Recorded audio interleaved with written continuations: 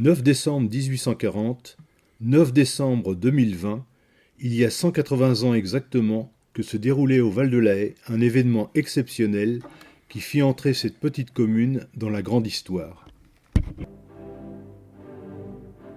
Après son abdication en 1815 jusqu'au 5 mai 1821, date à laquelle il meurt, l'empereur Napoléon Ier est exilé à Sainte-Hélène, petite île perdue au milieu de l'Atlantique Sud, sous une surveillance étroite des Anglais. En 1821, il est enterré au centre de l'île jusqu'à ce que, en 1840, les relations avec les Anglais s'étant réchauffées avec l'entente cordiale, Adolphe Thiers suggère au roi Louis-Philippe d'envoyer une expédition à Sainte-Hélène pour ramener la dépouille mortelle de l'empereur. La frégate La Belle Poule et la corvette La Favorite quittent le port de Toulon le 7 juillet 1840 pour de longs mois de navigation. Après 93 jours de mer, l'escadre atteint Sainte-Hélène le 8 octobre. Les restes de l'empereur sont exhumés le 15 octobre dans un état exceptionnel de conservation. Le terme de retour des cendres, habituellement utilisé, n'est en fait qu'une hyperbole. Le corps de l'empereur est transféré dans un nouveau catafalque et est embarqué à l'intérieur de la Belle Poule, placé sous le commandement du prince de Joinville, fils de Louis-Philippe, accompagné de l'abbé Félix Coquereau, aumônier de l'expédition, qui rédige un journal de ce voyage. Pendant toute la durée du retour, le catafalque est installé au milieu d'une chapelle ardente située dans l'entrepont du navire. Le 30 novembre, la Belle Poule entre dans la rade de Cherbourg pour que le catafalque soit transporté sur un petit paquebot mixte capable, après avoir navigué sous voile jusqu'au fond de l'embouchure de la Seine, de remonter le fleuve, fort peu profond à cette époque, grâce à ses aubes mues par la vapeur. N'ayant pas la possibilité de prévenir quiconque à l'avance de son arrivée à Cherbourg, l'expédition prend de court les autorités chargées de préparer de fastueuses funérailles à Paris, prévues impérativement le 15 décembre. La Belle Poule, escortée de la Seine et du courrier, appareille de Cherbourg le 8 décembre par crainte de voir la Seine gelée. La Normandie est un navire reliant habituellement le port de Rouen et différents ports de la côte normande. Coutumier de la navigation en Seine, fleuve très périlleux, notamment au niveau de Quillebeuf. Nous sommes au matin du mercredi 9 décembre 1840. Durant la nuit passée sur la basse Seine, de Rouen jusqu'à la mer, une brume d'hiver s'est subitement élevée. Des nuées épaisses, d'un blanc laiteux, pèsent sur les flots et en alourdissent le mouvement saccadé. Elles s'immobilisent dans le creux des petits ports endormis et, débordant par-delà les collines boisées, s'étalent sur tout le pays cauchois. Pourtant, sur les routes glacées et dans les chemins creux qui mènent à la Seine, s'en vont dans le brouillard des groupes silencieux d'hommes en armes. Ils ont, les uns, des casques à plumer, d'autres, des bonnets à poils, tous un fusil sur l'épaule et un sabre au côté. Ce sont des gardes nationaux et d'anciens combattants de l'Empire. Sur les rives du fleuve circule, déjà très affairée, la population peu frileuse du pays. Malgré le froid, on accroche des trophées de drapeaux à des mâts dressés à l'entrée du port. On dispose des pièces de canon. Les gardes nationales du bourg et des villages environnants exécutent des maniements d'armes. Monsieur le maire et son conseil municipal, en habit de cérémonie, monsieur le curé et son clergé, en surplis de deuil, se rangent sur le quai, regardant avec intérêt dans la direction du courant. On ne distingue rien. Quelques jours avant son départ de Cherbourg, l'organisation des funérailles est élaborée à la hâte et l'ordre de route du convoi est défini. Entre Rouen et Paris, où la durée du trajet par la Seine est de 12 heures environ, on le fait durer 5 jours pour terminer les préparatifs parisiens. La brume est si épaisse qu'on ne voit même pas le milieu du fleuve. Il est l'heure, dit-on tout haut. Ils ont quitté le Havre à 9h30. Ils devraient être ici. Attendons. Les mieux vêtus grelottent, transis de froid. Mais personne ne veut quitter la place. Penchés sur la berge, les yeux écarquillés, s'exaspérant contre le brouillard, les plus impatients signalent, avec de grands cris, des apparitions que nul ne voit. Les fausses alertes se succèdent. Tout à coup, un ronflement, un bruit de vagues subitement agitées, une masse sombre, confuse, qui s'avance en pleine Seine. Plus de doute. Les petits canons, les fusils, les pierriers, les pistolets éclatent en salves répétées, les cloches sonnent à toute volée, les têtes se découvrent malgré le frimas, les bras se dressent agitant casques, bonnets, hauts de formes et casquettes, les chantres entonnent le libérat de l'office de mort, et les cris de « Vive l'empereur, vive le roi » se croisent et se répètent, saluant le cercueil de Napoléon qui passe et s'en va sur Paris. Déjà le vapeur qui doit porter jusqu'à Rouen la précieuse dépouille s'éloigne, s'estompe dans le brouillard. Deux autres bâtiments plus petits le suivent de près. De la flottille, on n'a pas distingué grand-chose.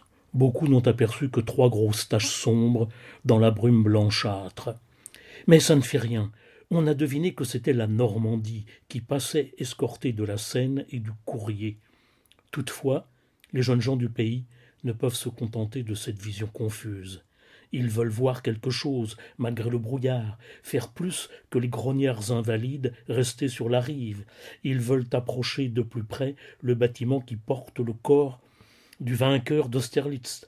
Ah, si un arrêté préfectoral affiché hier dans la commune n'avait pas interdit la navigation de la Seine, on aurait vite fait de détacher une des barques du port. Par de vigoureux coups d'aviron, on aurait, en peu de temps, rejoint la Normandie. Mais que faire ?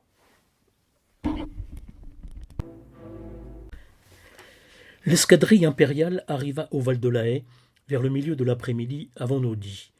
1 heure à l'avance, le bruit lointain du canon, des décharges des pierriers et des bombardes l'avait annoncé. Enfin, elle apparut au tournant du fleuve un peu avant 3 heures. Les 3 vapeurs étaient peints en noir, mais n'avaient reçu aucune autre décoration extérieure. Toutefois, indépendamment de son pavillon à la corne d'artimon, la Normandie portait au haut de chacun de ses mâts un vaste pavillon tricolore et, sur celui du grand mât, était un N couronné.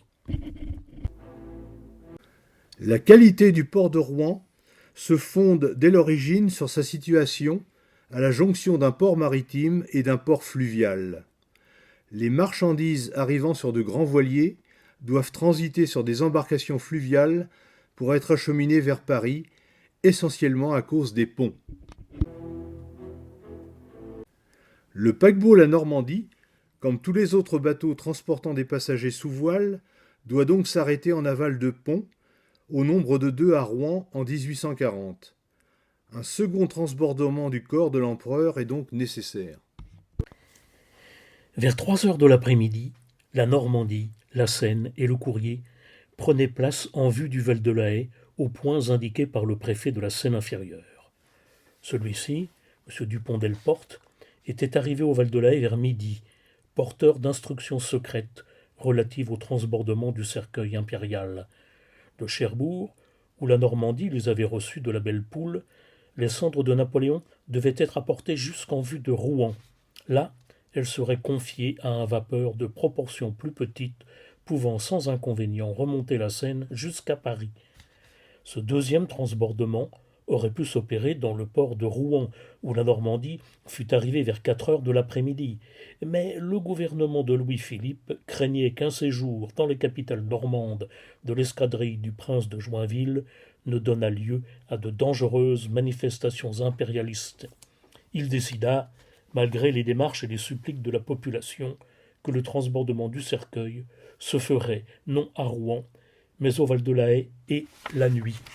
De cette façon, il n'y avait pas à redouter ce que le ministre de l'Intérieur, Duchâtel, dans sa lettre au préfet de la Seine-Inférieure, appelait des démonstrations inconvenantes aux coupables.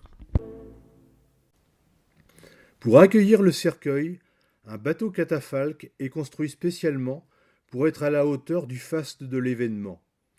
Ce bateau très coûteux doit être remorqué par un navire fluvial, contrairement à ce que peut laisser croire cette gravure, il n'en fut jamais ainsi. En fait, le bateau catafalque au décor assez lourd se révèle inapte à la navigation parmi les glaces flottantes. Ces superstructures offrent trop de prise au vent et rend son passage sous les ponts très hasardeux. Lors de sa descente vers Rouen, on l'abandonne à Saint-Denis. Dans l'urgence, on fait descendre une flottille de bateaux fluviaux, les Dorades et les Étoiles, qui assurent quotidiennement le trafic de voyageurs entre Rouen et Paris. Une seule embarcation suffit pour transporter le cercueil de l'empereur. Les autres bateaux sont destinés à l'escorter en transportant les équipages de la Belle Poule et de la Favorite. À 3 heures, un coup de canon tiré d'une des rives en aval nous annonça l'approche de son Altesse royale. À 3h15, nous vîmes paraître la Normandie, suivie de la Seine et du Courrier. Les autorités du département, venues au Val de la Haye, montèrent dans un canot pour aller saluer le prince. Je m'y rendis également. Son Altesse royale me donna immédiatement ses ordres. Je fis mettre la Zampa bord à bord avec la Normandie pour faire opérer le transbordement du cercueil. Mais son Altesse royale, ne voulant pas quitter pendant le trajet de Rouen à Paris son précieux dépôt et trouvant la Zampa d'une trop petite dimension, je reçus l'ordre de faire approcher la Dorade qui avait tenté le remorquage du catafalque et sur laquelle on avait préparé quelques ornements funèbres. Mais ces ornements ne convinrent pas à son Altesse royale. Ils furent enlevés, et le transbordement fut alors opéré par les marins de la Belle Poule. Ensuite, 3 compagnies de marins furent transportées à bord des 2 autres Dorades et d'une Étoile, car la volonté du prince a été que les compagnies qui sont de 100 hommes ne fussent pas divisées. Il y a donc 100 hommes sur chacun des 3 bateaux que j'ai désignés plus haut, et 100 hommes qui sont restés à bord du bateau sur lequel le cercueil a été déposé. À bord de celui-ci se trouve son Altesse royale, son état-major et la commission de Sainte-Hélène qui a désiré ne pas se séparer des dépouilles mortelles de l'empereur. Le prince a ordonné que la musique fût placée sur la Zampa et que sur l'étoile numéro 4, je fisse embarquer les personnes attachées anciennement à la maison de l'empereur au nombre de 8 et quelques sous-officiers de la Belle Poule et de la Favorite. Aussitôt leur départ, vers 4 heures, c'est-à-dire à la nuit tombante, les opérations du transbordement commençaient. Elles ne s'achevèrent que fort tard dans la soirée et restèrent jusqu'à la fin, entourées du plus profond mystère. Le lendemain matin, on vit le cercueil de Napoléon exposé sous un dais de velours violet, à l'avant d'un petit vapeur, la Dorade numéro 3, arrivée de Rouen dans la matinée de la veille. Ce vapeur, privilégié, qui devait porter les cendres de l'empereur jusqu'à Paris, était le meilleur et le plus confortable transport de la flottille de vapeur affrétée par l'autorité préfectorale de la Seine-Inférieure pour recevoir non seulement le cercueil impérial, mais les états-majors et une partie de l'équipage de la Belle Poule et de la Favorite venus de Cherbourg au Val de la Haye à bord de la Seine et du Courrier.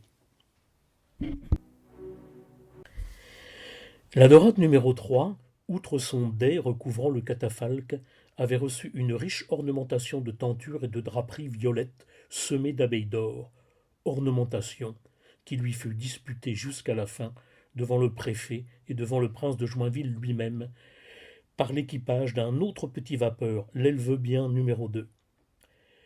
Sans perdre d'autre temps que celui strictement nécessaire à l'achèvement de son ornementation intérieure, la Dorade repartait le 10 décembre à 9h30 du matin, en présence des mêmes autorités, des mêmes populations enthousiastes et respectueuses qui, la veille, avaient salué l'arrivée de la Normandie.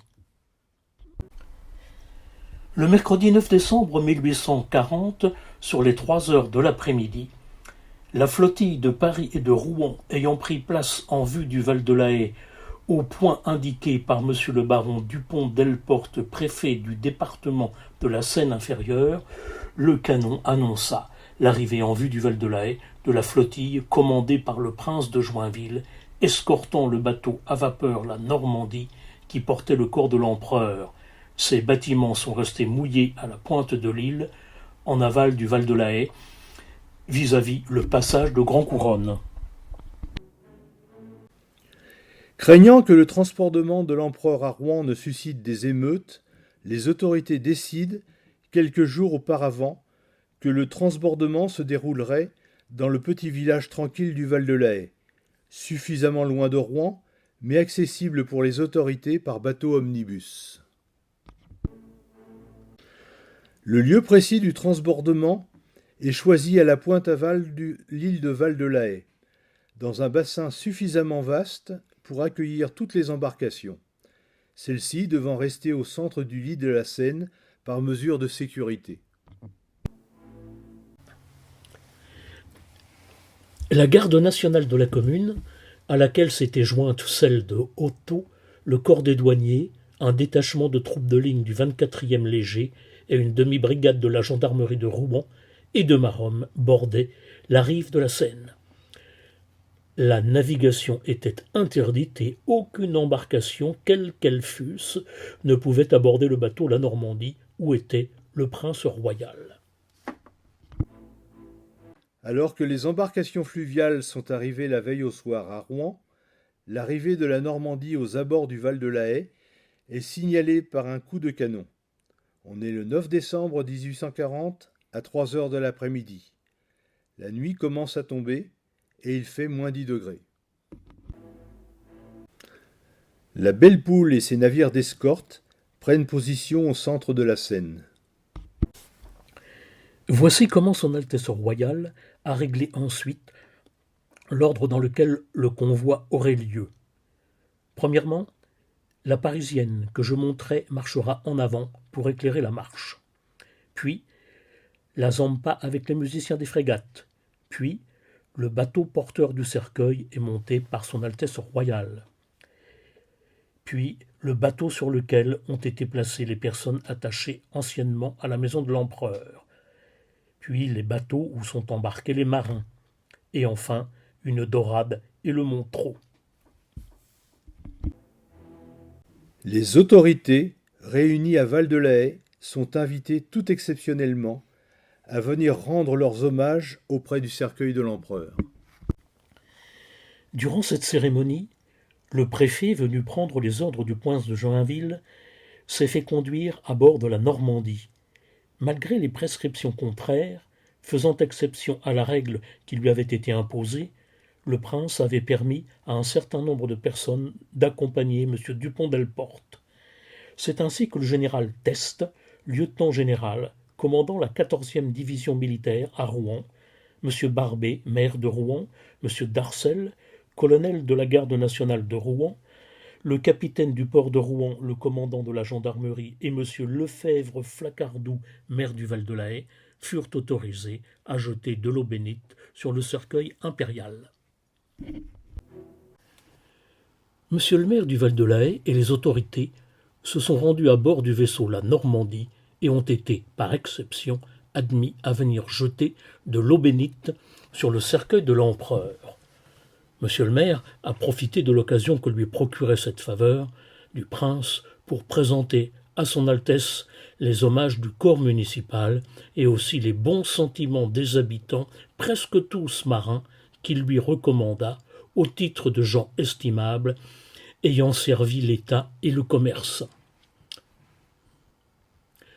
Ces cérémonies et toutes ces choses se sont faites dans le calme et le plus grand recueillement. L'autorité a mis la plus grande surveillance à ce que le bon ordre fût maintenu durant le jour, et aussi, à cet effet, elle a veillé à ce que le service des troupes fût strictement fait durant la nuit.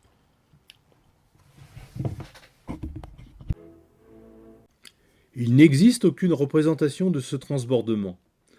Ce que nous pouvons en montrer, C'est une maquette réalisée en 1990 pour le 150e anniversaire de l'événement et visible dans le hall de la mairie du Val de la Haye. On y voit entre autres la dorade numéro 3 en face du poste de douane et de la maison du passeur, ainsi que les garnisons de la garde nationale sur la rive. L'ambiance de l'événement est en fait plutôt celle-ci. Le transbordement se fait à partir de 4 heures de l'après-midi pour finir tard dans la soirée, en pleine nuit, à la lueur des flambeaux et par un froid glacial.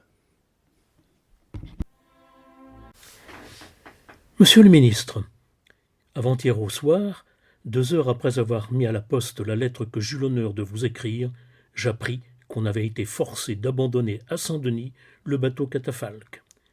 Hier matin, tous les bateaux étant descendus à Rouen, je donnai à 8 heures l'ordre de départ pour le Val de la Haye. Mais l'épaisseur du brouillard empêcha l'exécution de cet ordre. Nous ne pûmes nous mettre en route qu'à 11 heures. À peine avions-nous franchi les 2 ponts que le brouillard revint et que la marche du convoi fut arrêtée. L'obscurité était si grande que les bateaux se touchaient presque. Une des étoiles brilla sa cheminée en passant sous l'arche du pont suspendu, et elle est restée au port de Rouen. Ne sachant à quelle heure de la journée nous pourrions tenter le voyage, et craignant que le prince n'arrivât au Val de la Haye avant nous, je me fis débarquer et je pris une voiture pour me rendre par terre en longeant la Seine au-devant de son Altesse royale. La marée était haute, les rives couvertes d'eau. Je fus arrêté par cet obstacle à moitié route, et je continuai à pied en m'éloignant de la rivière et en suivant le bord du coteau. J'arrivai au Val de la Haye à 2 heures. Les bateaux que j'avais laissés à Rouen, favorisés par un temps meilleur, y arrivaient au même moment. Heureusement, nous avions devancé le prince. À l'arrivée du convoi, une foule énorme était massée sur les 2 rives du fleuve. Sur la droite, en face de la pointe de l'île, au hameau de Sainte-Vaubourg, toute la population du Val de la Haye et des villages voisins est réunie, entourant le préfet du département et les notabilités du pays.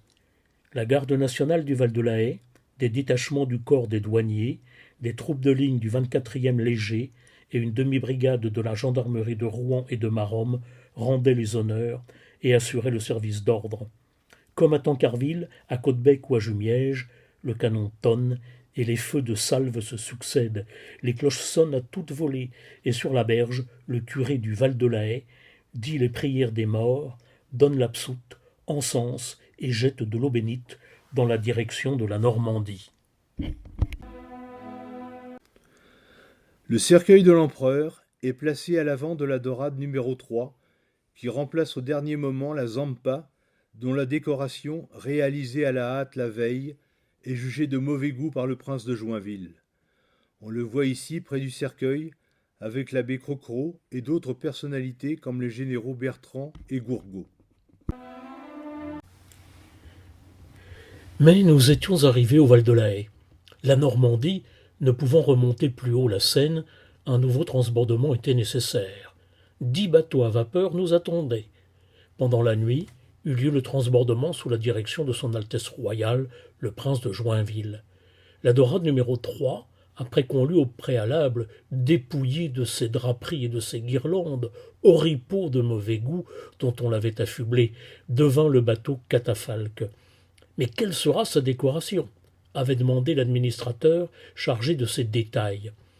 Le bateau sera peint en noir, à tête de mât flottera le pavillon impérial, sur le pont à l'avant reposera le cercueil couvert du poêle funèbre rapporté de Sainte-Hélène. L'encens fumera, à la tête s'élèvera la croix, le prêtre se tiendra devant l'autel, mon état-major et moi derrière. Les matelots seront en armes, et le canon, tiré à l'arrière, annoncera le bateau portant les dépouilles mortelles de l'empereur. Telle sera sa décoration, avait répondu le prince. Le prince de Joinville fait repeindre dans la nuit du 9 au 10 la coque et le pont de la Dorade en noir.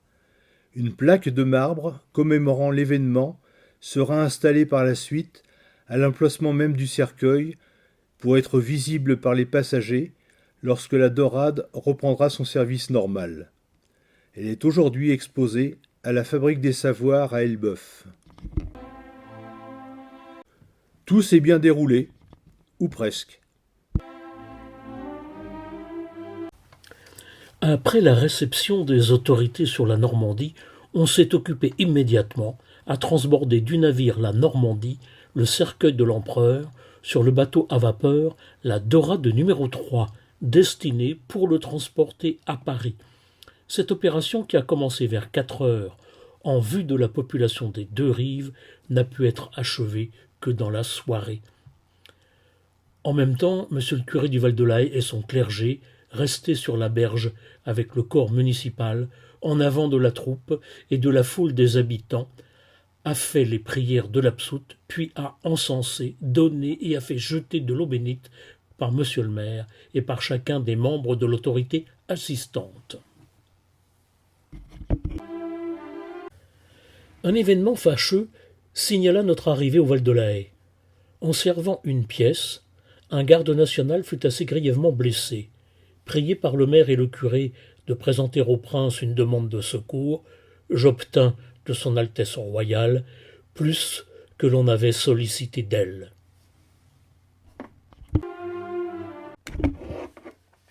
Monsieur le maire, j'ai l'honneur de vous rendre compte que je n'ai eu qu'à me louer du zèle de la plupart des gardes nationaux qui ont été sous mes ordres durant le service de jour et de nuit que vous aviez ordonné. Pendant le séjour ici de la flottille qui nous a si heureusement amené les cendres du grand Napoléon. Je ne puis pas en dire de même du tambour qui a fait assez mal son service et a crevé sa caisse et s'en est allé sans prévenir. 2 gardes nationaux se sont enivrés à perdre la raison et un autre a abandonné son poste de manière que nous avons le plus grand besoin d'avoir un conseil de discipline. Vous verrez, monsieur le maire, si nous devons faire punir ces hommes ou si la solennité du jour ne doit pas nous porter à l'indulgence. Mais ce que je demanderai, c'est le renvoi du tambour et ce qu'on lui retienne sur ses appointements toutes les réparations de la caisse qu'il a mise en si mauvais état. Il est 7 heures. Je vais me rendre à bord du bateau monté par le prince pour prendre les ordres de son Altesse royale. Je terminerai ma lettre à Rouen, où je la ferai mettre à la poste pour pouvoir faire connaître à votre Excellence les circonstances du stationnement de la flottille devant la ville et son départ pour le pont de l'Arche. Le char envoyé de Paris est arrivé au Val-de-Laye à 3h30 et est immédiatement reparti pour Rouen sur l'ordre transmis par moi de son Altesse royale. 11 heures, nous arrivons à l'instant à Rouen. Une immense population est échelonnée sur les deux rives et sur les ponts. Le prince est dans l'intention de stationner ici pendant 1 heure.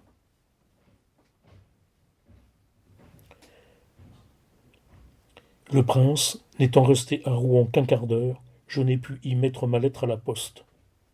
Nous arrivons à l'instant au pont de l'Arche à 3h30. Le lendemain, dès 5 heures du matin, les rives étaient garnies de spectateurs pressés, attendant l'heure du départ. Bientôt, un nuage de fumée noire nous enveloppa comme d'un crêpe. Le paysage sembla se mouvoir et courir. Nous étions en marche pour Rouen, et peu d'heures après, au milieu de son immense population, nous faisions notre entrée dans l'ordre suivant. En tête, la Parisienne, ayant à son bord les inspecteurs de la navigation, le Zampa, avec la musique du prince, la Dorade numéro 3 portant le cercueil, et les 3 bateaux appelés Étoiles, montés par les marins de la Belle Poule et de la Favorite. Les Dorades numéro 1 et 2, et enfin, le Montreux.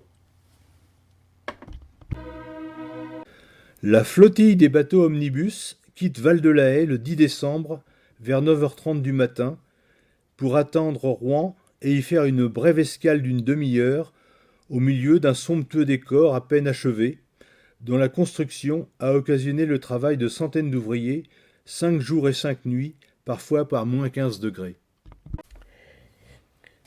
J'ai parcouru hier soir le bassin où stationnent tous ces bateaux pour faire connaître aux capitaines les dispositions arrêtées par le prince et leur donner aussi l'ordre de chauffer ce matin de manière à pouvoir se mettre en marche à 8h30. J'avais envoyé de Rouen au Val de la Haye des bateaux d'une assez grande dimension pour opérer le transbordement. Cette précaution était nécessaire, car les bachots venus à la suite des bateaux de Paris étaient trop petits et trop faibles. J'ai été obligé aussi d'acheter quelques objets d'équipement dont les équipages étaient dépourvus et qu'exigeait la décence.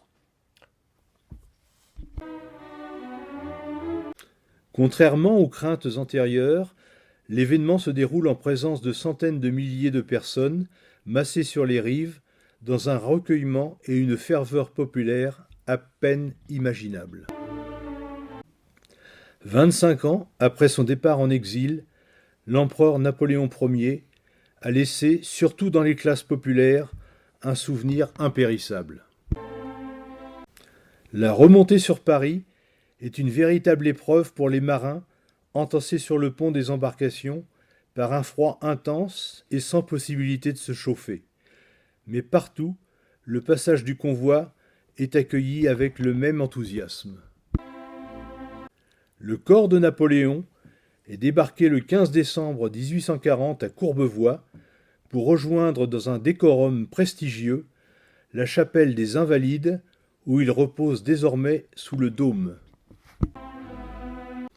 Dès le 10 décembre 1840, le maire du Val de la Haye réunit son conseil municipal pour décider de la construction d'un monument commémoratif de la translation de la dépouille mortelle de l'empereur.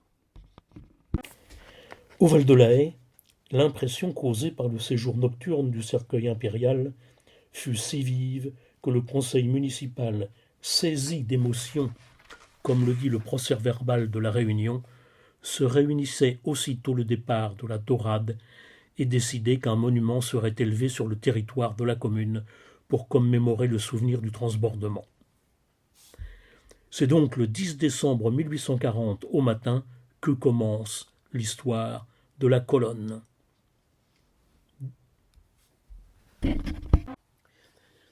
À la suite du rapport qui a été consigné dans le registre des délibérations du conseil municipal, Monsieur le maire a encore proposé que pour perpétuer le souvenir de cet événement mémorable, il fut placé sur le territoire de la commune, en vue de l'endroit où le transbordement s'est effectué, une pierre ou un petit monument sur lequel serait une inscription indiquant brièvement le fait qui s'y est accompli le 9 décembre 1840.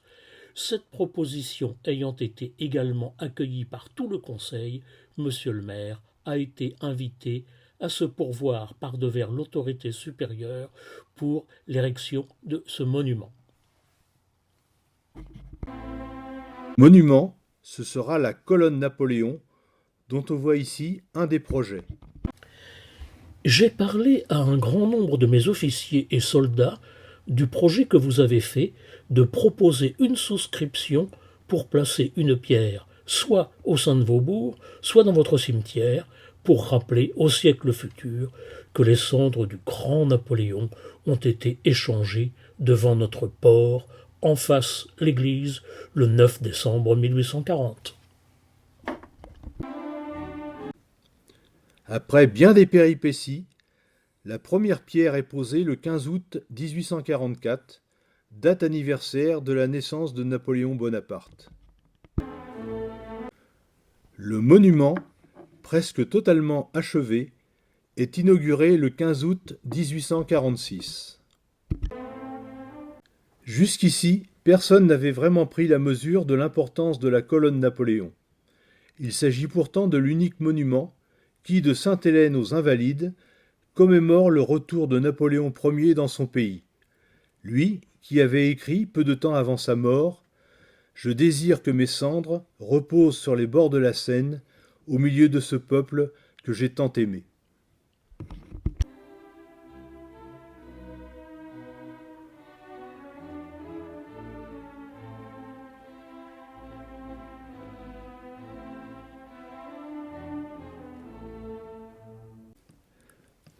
Pour en savoir plus, nous vous invitons à lire l'ouvrage La colonne Napoléon au Val de la Haye, écrit et illustré par Jérôme Chaïb et Jean-Louis Letellier, et publié par Woose Éditions.